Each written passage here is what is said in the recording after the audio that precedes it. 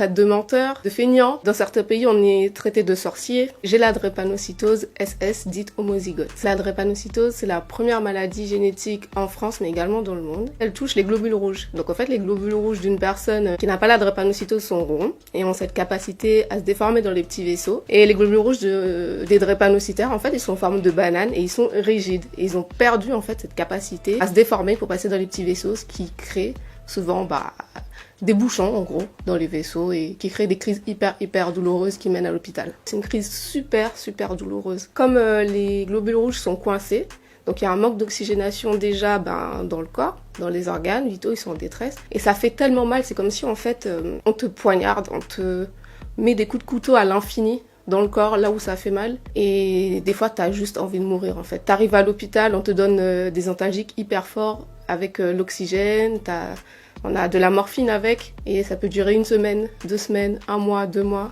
comme ça en fait. Moi j'ai ça depuis toujours, je suis née avec, c'est une maladie génétique et héréditaire. J'ai reçu les 2 gènes malades de mes 2 parents. Mes parents, ils sont porteurs sains, ils sont juste porteurs du gène mais pas malades. Cette maladie, on a un problème avec parce que malgré le fait que ce soit la première maladie génétique en France et dans le monde, elle est très peu médiatisée. Donc ce qui explique que beaucoup de personnes ne savent pas ce que c'est, ils n'ont jamais entendu parler. Et puis aussi, dans certains pays, ils ont fait un tabou de cette maladie. Et c'est compliqué parce qu'ils peuvent pas en parler dans leur famille, ils font des crises en cachette, du coup on peut pas les emmener aux urgences.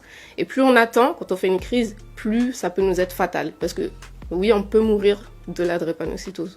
On meurt de la drépanocytose. C'est une maladie, c'est un handicap invisible. Pourquoi elle est taboue? Parce que justement, les gens ne le voient pas. Quand on nous voit, les gens ne pensent pas qu'on a une maladie, qu'on a quelque chose. Alors déjà, on nous traite de menteurs. Dans certains pays, on est traité de sorciers, de feignants, parce que souvent, ça nous crée de la fatigue intense, parce qu'en fait, les globules rouges de quelqu'un qui n'est pas malade, ils vivent 120 jours. Les nôtres, ils vivent 20 à 25 jours. Donc notre corps, il est en constante fabrication de globules rouges. Ça nous crée une fatigue intense. On a de l'anémie chronique, on a des crises douloureuses, on rate l'école, le travail, enfin plein de choses comme ça. Et du coup, les gens ne comprennent pas parce que ça se voit pas sur notre visage. C'est un quotidien de douleur, de complications, de handicap invisible. Je vais sortir ma carte handicapée et je vais me prendre des réflexions, des insultes, des regards. Quand j'étais en cours, mais tu fais semblant, t'as pas de soutien, t'as des amis qui te traitent de feignants, enfin des amis entre guillemets, de menteuses, c'est que des trucs comme ça. Tu perds aussi des amis qui ne sont pas des amis au final, puisque tu peux être bien il y a 5 minutes, il y a 1 heure, et puis faire une crise, te retrouves à l'hôpital et personne ne comprend pourquoi tu leur as posé un lapin. Il y a des moments de la journée où je peux être sans douleur. C'est vrai que c'est rare parce que du coup, comme ça crée des complications, moi j'ai des complications osseuses, j'ai une prothèse de hanche, ça me fait mal. L'autre hanche, elle est pourrie déjà entre guillemets, elle attend plus qu'une prothèse de hanche également. Donc quand je m'assois, j'ai mal, quand je m'allonge, j'ai mal, quand je marche, j'ai mal. Ça c'est hors des crises. Donc du coup, en fait, la drépanocytose te laisse d'autres complications qui vont te créer d'autres douleurs. Il y a plusieurs sortes de traitements. Il y a celui que je prends par exemple qui est une chimiothérapie médicamenteuse tous les jours.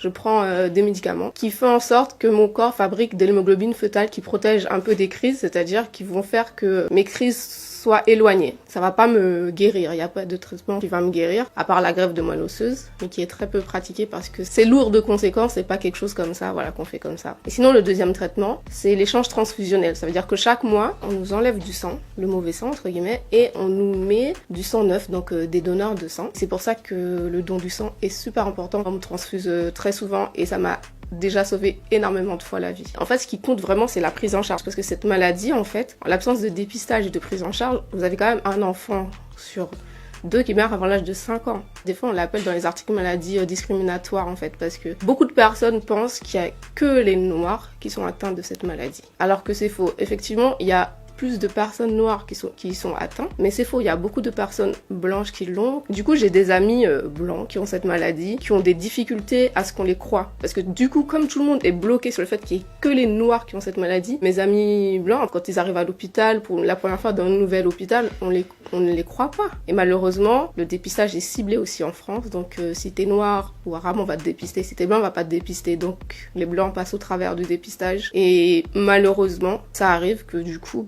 ces personnes meurent. C'est tellement triste. Il y a quelques mois, un bébé est mort de la drépanocytose parce qu'il n'avait pas été dépisté parce qu'il était blanc. Le seul moyen, c'est le dépistage et la sensibilisation. Il faut juste aller à l'hôpital ou demander par exemple à son médecin généraliste une ordonnance qui s'appelle électrophorèse de l'hémoglobine. Il y a un centre de dépistage aussi, c'est gratuit, anonyme.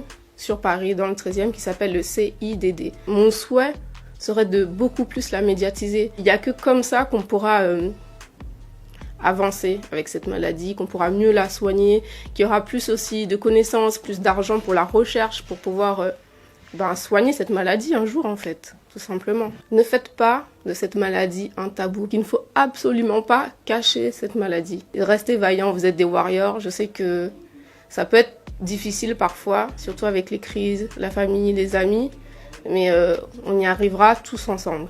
J'ai un dernier mot. La plupart des personnes qui ont la drépanocytose sont afro-antillaises et on manque de sang. On manque beaucoup de sang d'afro-antillais qui est particulier, qui s'appelle un sang phénotypé. Donc on en a besoin pour nous sauver la vie. Donc s'il vous plaît, c'est un petit geste, mais pour sauver beaucoup de vies en fait. Et merci beaucoup à tous ceux qui le font et ceux qui le feront.